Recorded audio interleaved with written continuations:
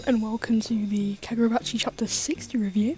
This was a short feeling chapter, despite being the same length as every other chapter, so hopefully this will be a little quicker than last week.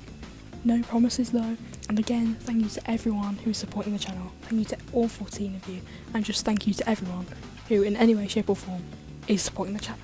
And on to the review. So, first page, we start off in Kaminabe HQ at fuck o'clock in the morning, and Azami, I think, has clearly been recounting the events of the past few chapters to the rest of the Kaminabe brass. Samura's defection, so to speak, is evidently and obviously a massive hurdle for the Kaminabe. And then we move on to the topic of Hikuri's situation, which is dire. Well, the people talking about the brain damage were not wrong. Also, guess who remembered to turn their mic on this time? Hooray! And my reaction is enough to sum up my feelings on this specific panel. Physically, he's doing well enough to hold conversation, but oh my god, there's no guarantee he'll recover completely. Well, we're told that there's not much hope for him because the parts of his brain that relates to sorcery are literally fucking fried, and he's basically been put in ICU. It's also said here that there's no guarantee that he'll recover fully. Wrong! My boy will live, I'm telling you now. It's my go, he'll live. Next page, and we're shown the Shinichi being sealed.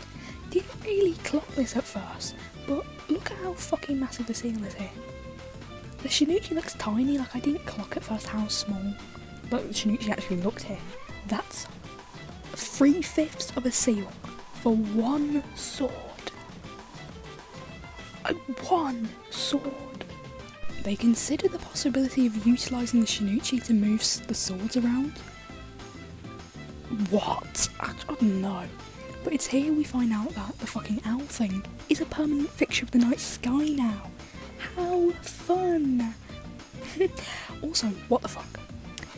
That is like 3,000 fucking kilometers, by the way, to like be national. Like, what? Japan is like 3,000 kilometers long, from like the very north to like the islands in the south. You're telling me that thing is in the sky everywhere?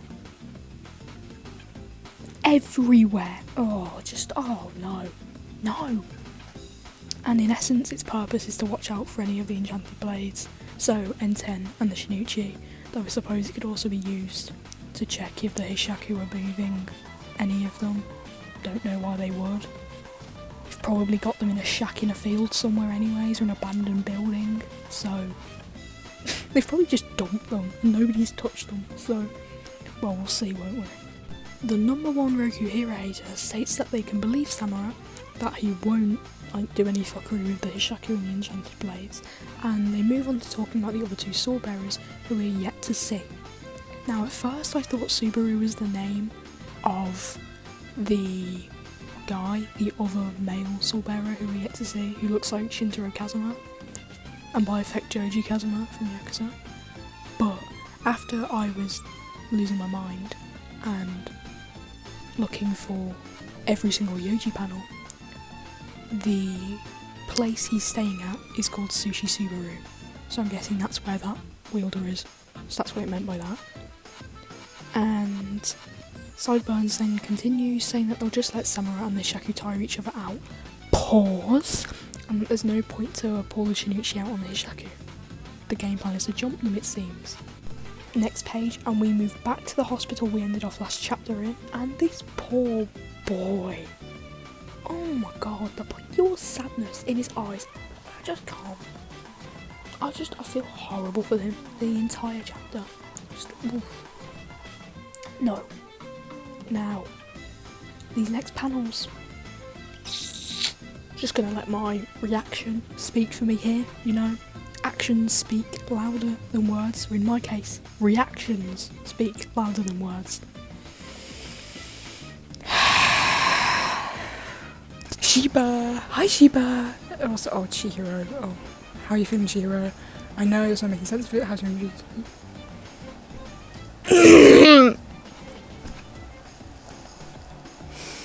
Oh, okay.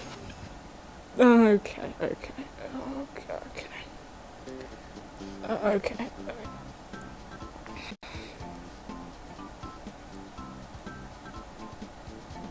No. No, he's not. No.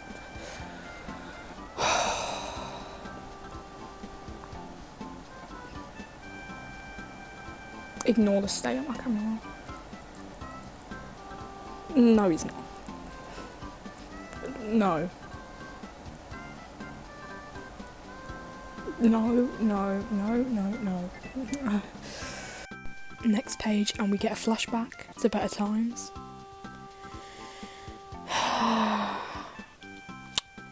And Chihiro makes a damning accusation.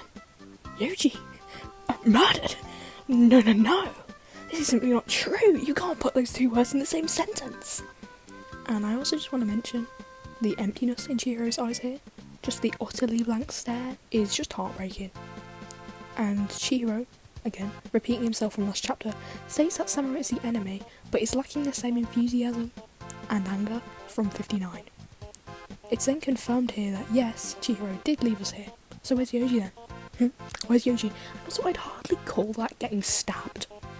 Shiba says it a bit later in the chapter, but like, lungs were shredded, you know, like, this was an average day in like any English city centre. Okay, that's getting stabbed. Okay, this is like a machete. Like, this is awful. You've been jumped with an enchanted blade, or maybe not enchanted. Oh, actually, no, maybe it is. Okay, you're calling that getting stabbed? Whew. God, like what? Again, next page, and Chihiro actually flatlined. He was gone. He was a goner, okay? And damn, he was gone. And now, we have a mystery on our hands, okay? Miraculously, Chihiro just reverse curse techniqued himself back to life. Literally hid an inventory gojo after he got murked by Toji. And also, as expected, Chihiro's contract is broken because he's dead, which begs a very interesting question about Samurai knowing how to break contracts, especially considering what Shiba says in a little bit later in the chapter, and I will also discuss this later in the chapter. Chihiro then asks for Enten, to which Shiba sits there and ... I've seen some conversation that Chihiro's mother could have actually been a Kiyonagi, which would make sense here, but like, we'll see. I still think Shiba's his mother, like, you know. So Shiba starts by saying on this page that essentially he believes Samurai staged Chihiro's death. What can this man not do at this point? And Shiba wonders if it was a warning to him himself that he can't protect Chihiro, or actually Samurai trying to free Chihiro from his hatred by severing him from Enten. I also think Samurai just knows how to break contracts, clearly, and he's going around saying, "Oh yeah, John, I'll kill the fucking wielders," and then he's technically killing them. But they live, somehow, because I'm not losing hope for Yoji. He's coming back, guys, okay? He's coming back. Shiba says he failed to protect Chihiro again.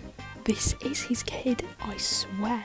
And I'm guessing the title of the last chapter, Blackout, was in fact a reference to Kunishige's death. Where, what's his fucking face? Chihiro blacked out. And I was onto something in the last review. Samurai, at least Shiba's estimate, has absolutely no fucking reason to mount Chihiro. Just there's no reason for him to harm him, and I don't think he actually wants to harm him.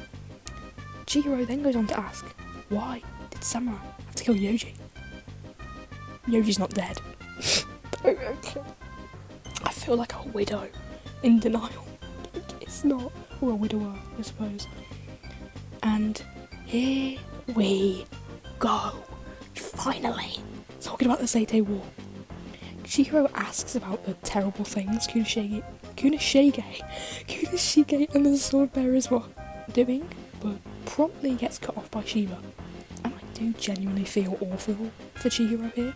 Spending your entire childhood being told your dad is a hero, then having him killed nearly right in front of you, then going on a revenge-fueled conquest to kill the Hishaku, the people who killed your dad, just to find out said dad was running up generational civilian numbers.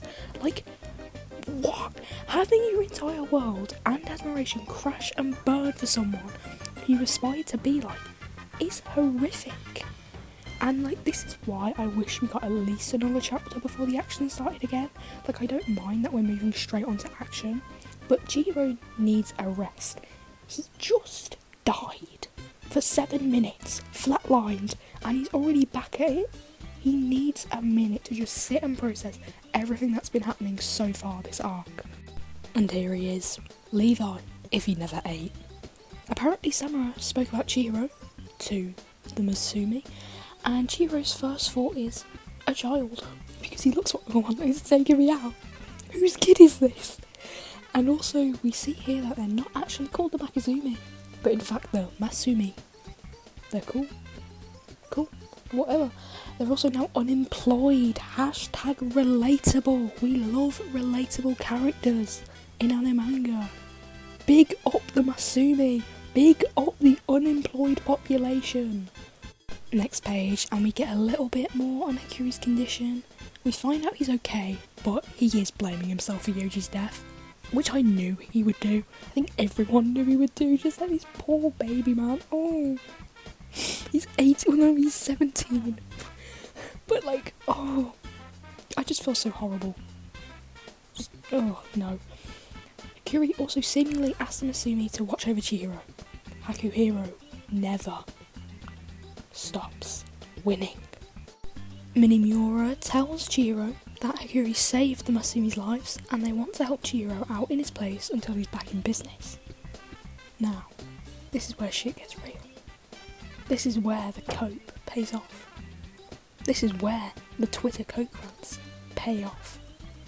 Chihiro asks, was Mr. Yuruha really killed? Shiba then goes on to say, since you came back to life, I had the same thought. What the actual fuck? This is exactly what I and others have been saying. This like genuinely took me so off guard when I first read it.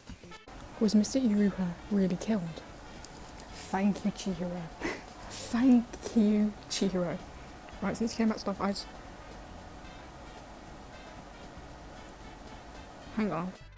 Because I don't know if I just got used to JJK and like people dying and then never getting mentioned again, but I really wasn't expecting Hokuzono to mention this.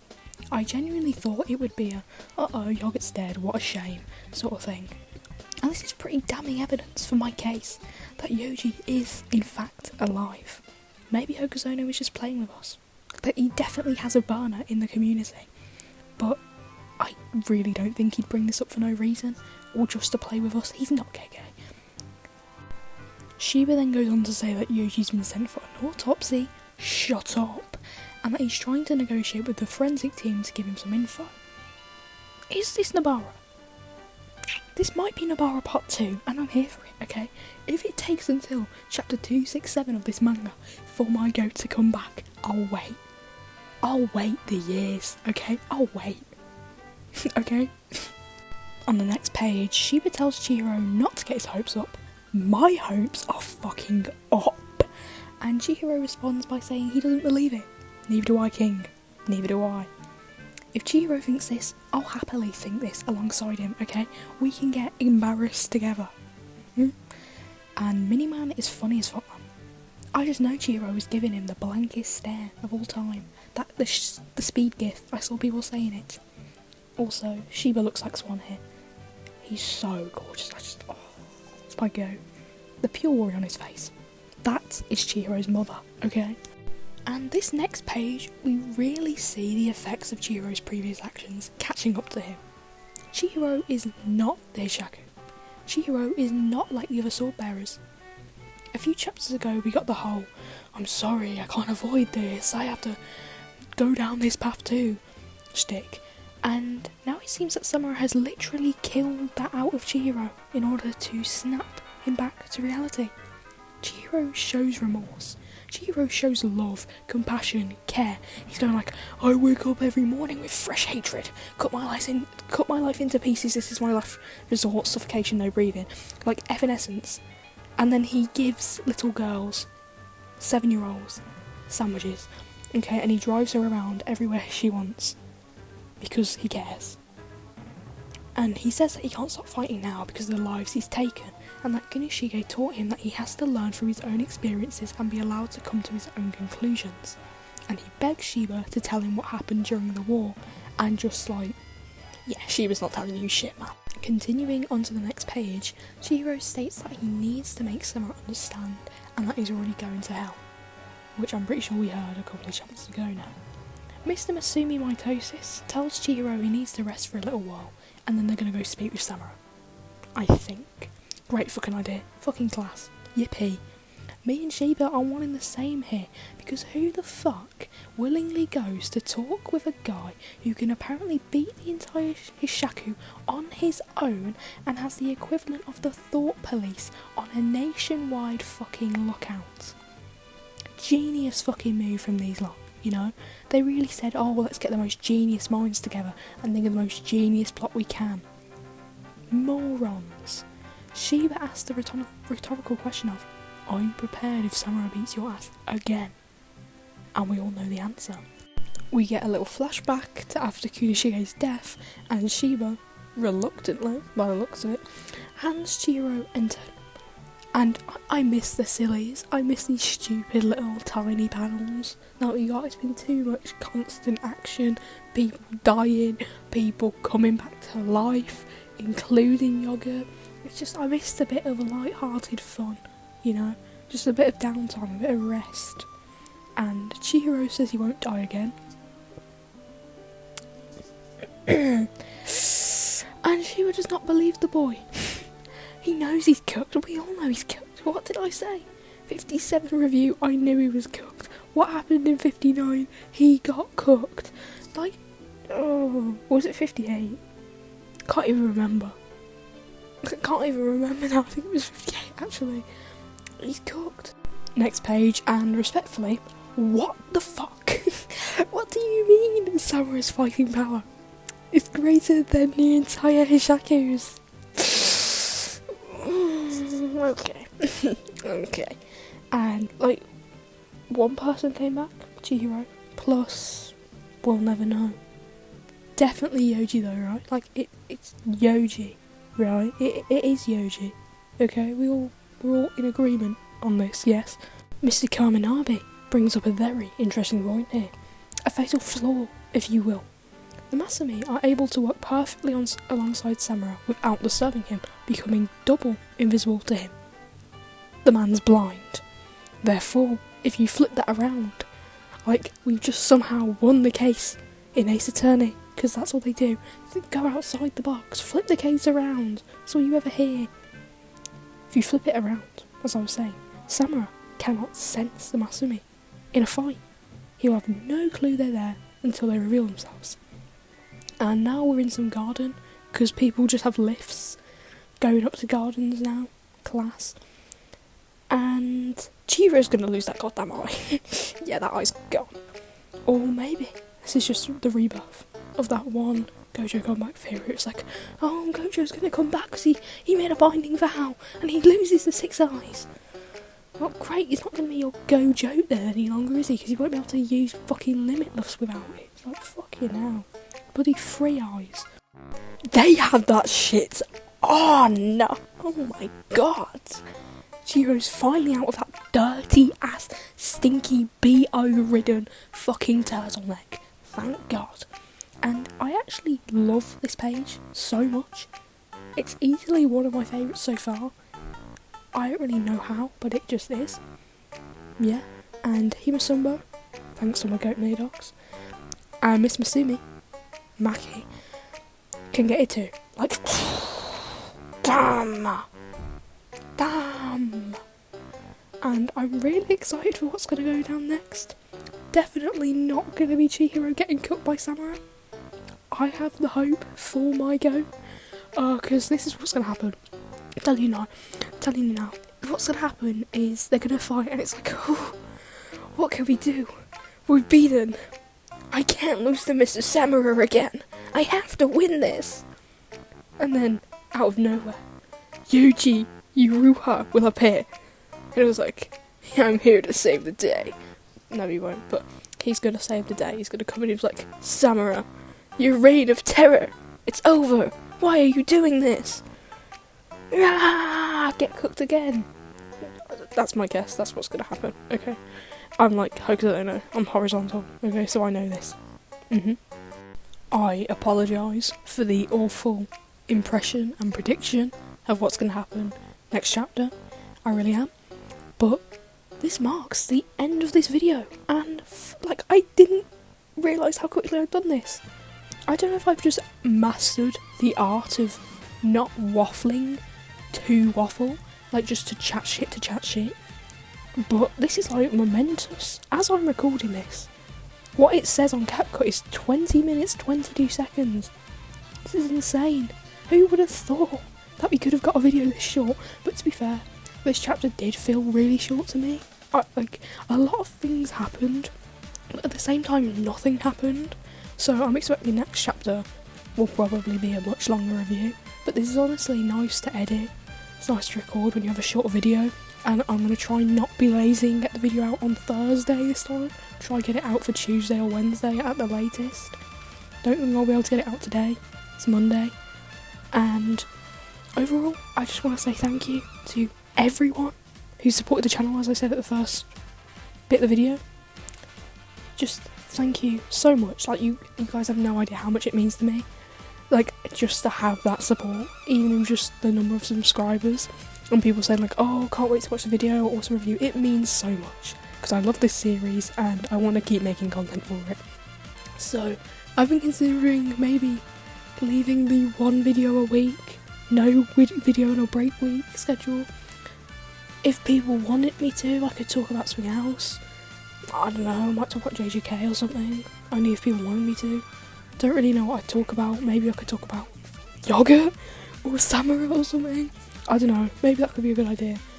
But I mean, if you want me to talk about anything, you can put it in the description. No, in the comment section. This is embarrassing because I don't think anyone will. But like, if you want to just say anything, I don't really care. Like, tell me that you're newborn baby. Like, I don't know, tell me anything, I don't mind. It's nice to hear from you guys. So, that's pretty much all I have to say. Thank you for all the support. Thank you to everyone on Twitter who has been having a crash out, who's having the memorial for Yogurt, and then we'll have his resurrection next week. So, thank you so much for watching, and have a good night, day, morning, afternoon, midday, wherever you are in the world. Have a nice rest of your time before you go to bed.